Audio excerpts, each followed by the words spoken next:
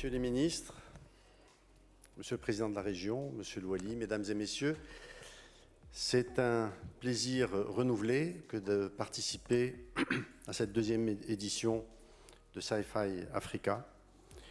En effet, cette manifestation, comme vous le savez, est sous le haut patronage de Sa Majesté le Roi Mohammed VI, que Dieu l'assiste. Et je voudrais à ce titre-là vous souhaiter la bienvenue au Maroc, au Royaume du Maroc, et à Tanger, au nom du gouvernement marocain. Le partenariat avec l'Inde est une question qu'on pourrait se poser. Et comme chacun sait, lors de la visite de Sa Majesté le Roi, que Dieu l'assiste, plusieurs canaux de communication ont été établis avec l'Inde, avec plusieurs chapitres sur lesquels nous nous efforçons de développer nos relations.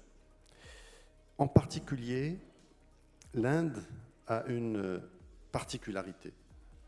Les réalisations dans le digital ont été remarquables ces dernières années et je voudrais à ce titre vous faire part de quelques rencontres que nous avons eues pour voir comment ce pays, en quelques années, avec un nombre extrêmement court, a changé totalement de position.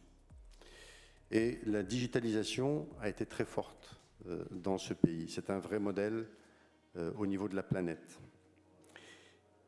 Pourquoi est-ce que cette relation avec le Maroc, dans le cadre de Sci-Fi, eh bien, comme chacun sait aussi, le Maroc est une véritable plateforme pour le continent africain, au service du continent africain. Nous avons des instructions claires de Sa Majesté le Roi, que Dieu l'assiste, évidemment de travailler à livre ouvert avec l'ensemble du continent, et nous avons plusieurs projets dans différents secteurs, mais aussi dans le digital.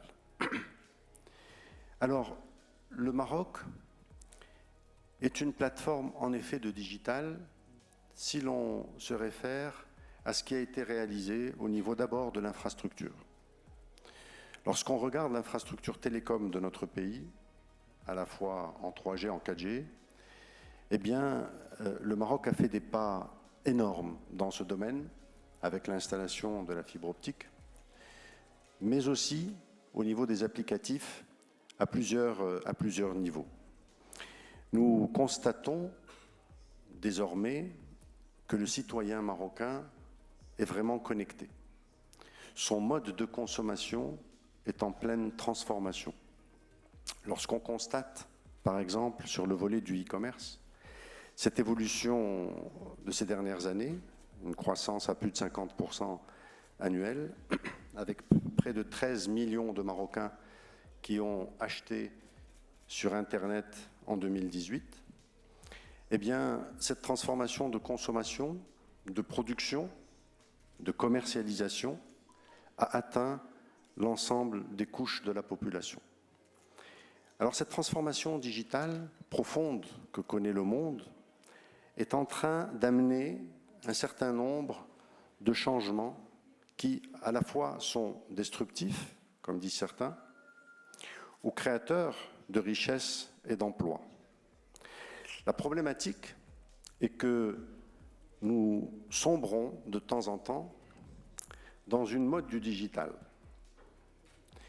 Et je voudrais faire référence là à quelques petits dangers que le monde, et en particulier l'Afrique, peut avoir à gérer en faisant un petit focus sur le e-commerce. Le e-commerce est à la fois une opportunité d'exception. C'est aussi une mode, appelons les choses par leur nom.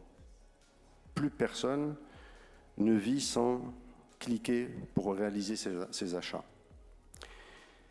Et si on regarde de plus près, jusqu'à présent, les relations commerciales, bilatérales ou multilatérales, sont souvent organisées de façon asymétrique.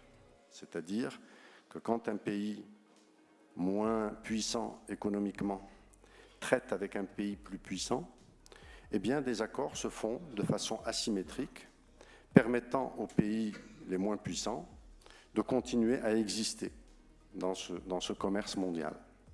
C'est le principe qui a été, jusqu'à aujourd'hui, mis en place.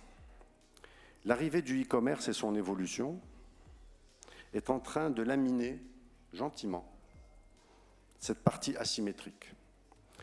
Et si on pousse le raisonnement un peu plus loin et que le e-commerce, on lui ouvre toutes les portes à tous les niveaux, je me pose la question, et ce forum et d'autres forums aussi permettront de pousser la réflexion, qu'adviendra-t-il du monde moins puissant face au monde puissant lorsque le e-commerce prendra son ampleur totalement? Eh bien, le petit commerçant, qui dans nos économies est fondamental, dans plusieurs économies est fondamental, il joue des rôles multiples et variés, de proximité, d'accompagnement, de crédit, d'amortisseur social. Eh bien, demain, et ce demain peut être très proche, fera qu'il disparaîtra en grande partie. J'en veux pour preuve, nous avons ouvert au Maroc depuis très peu de temps la possibilité d'acheter sur Internet, par personne, un petit montant pour voir les résultats que ça pouvait donner. Et la Poste, qui relève de notre ministère, a créé une petite filiale, il y a tout juste quelques années, et l'on constate que les jeunes, par exemple, n'achètent plus de clés USB au marché. Ils achètent leurs clés USB à l'international, par exemple en Chine, et ils le reçoivent dans des petites enveloppes à la maison. J'essaie juste de me dire si on ouvrait totalement, qu'adviendra-t-il de ce commerçant de proximité? Qu'adviendra-t-il de la production de l'ensemble de ces pays? Donc c'est pour vous dire qu'il y a des sujets stratégiques importants qu'il faut qu'ils soient adressés dans plusieurs forums. Et c'est la raison pour laquelle nous avons décidé d'accompagner l'ensemble de ces initiatives, comme ce forum d'aujourd'hui, pour pouvoir contribuer modestement à la réflexion. Au Maroc, nous avons créé l'agence du digital, qui a un rôle essentiel. Je m'arrête, si vous permettez, pour recevoir M. Zapatero.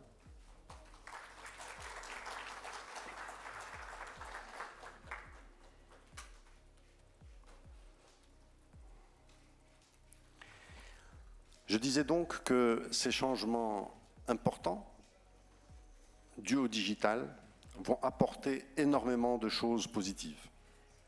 Et j'ai voulu volontairement mettre le doigt sur des points qui pourraient entraîner des destructions d'emplois dans différents pays et qui nécessitent des réflexions en profondeur, à mon sens.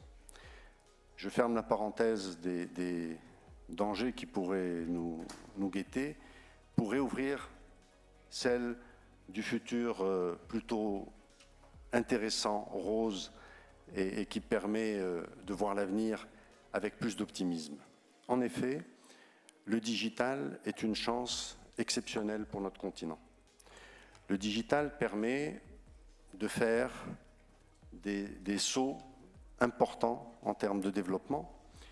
Prenez l'exemple de l'arrivée du mobile, qui a permis de sauter une génération du filaire et qui a permis au continent d'être connecté à tous les niveaux et dans tous les recoins du continent africain. Eh bien, ce développement du digital, certains le perçoivent comme un danger lorsqu'on parle de réalité augmentée, de robotique, etc. Je ne souscris pas totalement à cette démarche. Je crois que bien au contraire, le fait d'avoir accès à de la réalité augmentée permet à nos techniciens d'arriver à une technicité bien supérieure en utilisant entre ces techniciens-là et les machines qu'ils utilisent, cette réalité augmentée leur donnant les gestes qu'il faut réaliser. Eh bien, aujourd'hui, l'industrie et son développement permet désormais au continent africain de devenir de vrais experts avec nos coûts d'aujourd'hui. Aujourd'hui, avec cette digitalisation, je pense que le continent peut augmenter en teneur et en capacité. Lorsqu'on parle de l'impression 3D et que les pièces qui étaient impossibles à faire parce qu'elles étaient extrêmement techniques, eh bien désormais nous pouvons les imprimer et faire en sorte de compléter tout ce que nous sommes en train de réaliser. Lorsqu'on parle de réaliser des avions sur le continent africain, jusqu'à présent, on était exclus de ce secteur. Eh bien désormais, au Maroc, nous avons été capables de monter une véritable activité aéronautique. Donc je vous disais, au Maroc, nous avons été en mesure de monter une activité aéronautique avec 140 entreprises qui fabriquent des pièces d'avions. Nous fabriquons sur le continent africain des pièces de réacteurs, des pièces chaudes qui sont extrêmement complexes. C'est dire que nous sommes capables, nous sommes véritablement capables de prendre une place importante ces prochaines années. Et le digital y est pour beaucoup. Lorsque nous constatons qu'au Maroc, les véhicules qui sont réalisés désormais par PSA, ici à Kenitra, ont été designés par des ingénieurs au Maroc, lorsqu'on voit que chez PSA, nous avons aujourd'hui pratiquement plus de 2000 ingénieurs et techniciens supérieurs qui travaillent grâce à la digitalisation sur la réalisation de pièces, de modèles, etc., en totale transparence avec les équipes mondiales de PSA, eh bien, l'Afrique a toute sa place pour pouvoir, avec ces ingénieurs, utilisant le digital, être désormais partie prenante de ce développement. Jusqu'à présent, nous sommes tous africains, dépouillés par les pays développés pour nos compétences. Nos ingénieurs, vous les voyez partir tous les jours. On les voit partir tous les jours vers des pays amis, mais qui ont eux aussi besoin de techniciens et d'ingénieurs.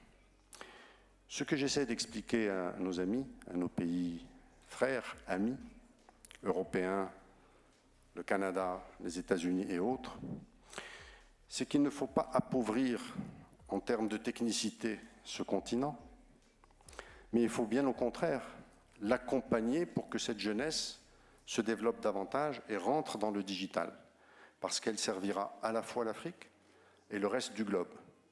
Le fait de nous dépouiller de nos ressources humaines, à partir du moment où vous avez un ingénieur dans le digital qui a 5 à 10 ans d'expérience, il est recherché, on lui donne des visas dans des hôtels, etc., vous savez de quoi je ne veux pas parler, eh bien, j'essaye d'imaginer dans 20-30 ans, que va-t-on tous devenir? Et je me permets de dire à nos amis européens, par exemple, qu'il n'y a pas de problème. Nous serons bientôt un petit milliard en Afrique. Si on nous prend quelques centaines de milliers qui sont les meilleurs et les plus à même de nous aider au niveau de notre développement, il n'y a aucun souci. Nous irons les rejoindre ensemble, le petit milliard, hein, et nous retrouver tous ensemble là où il faut. C'était pour vous faire sourire. Mais sachez que j'ai ouvert cette boutade et elle a eu un retour, qu'on nous propose aujourd'hui de travailler la main dans la main avec un certain nombre de pays européens pour que notre jeunesse ait plus de compétences, plus de capacités. Une partie ira probablement ouvrir de nouveaux horizons et une grande partie, nous l'espérons, restera chez nous pour accompagner le développement de notre continent et nous en avons tant besoin. Le digital est une véritable opportunité qu'il faut gérer avec quelques difficultés auxquelles il faut faire très attention. Je vous remercie.